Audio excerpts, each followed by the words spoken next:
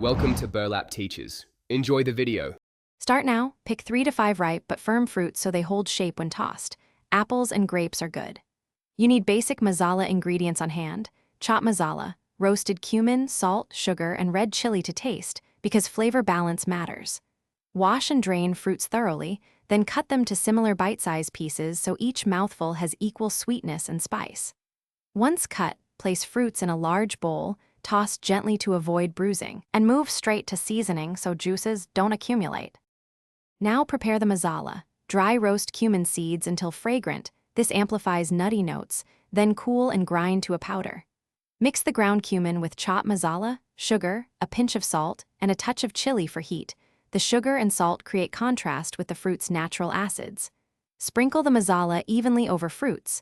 Fold gently 2 or 3 times so every piece is coated without crushing. Make sure to taste and adjust salt or sugar. Balance is key before the short marination. Finish by adding a splash of lemon juice and a teaspoon of honey to brighten and bind flavors. Toss and let the salad rest in the fridge for 10 to 15 minutes so flavors marry. Before serving, garnish with mint, pomegranate arils, or toasted nuts for texture contrast. If you find the salad becoming soggy, immediately drain the excess juice and serve quickly. If the masala tastes too bitter or strong, mellow it with a little more sugar or a spoon of plain yogurt. This rescues balance without. Thanks for watching. Consider subscribing if this video helped you.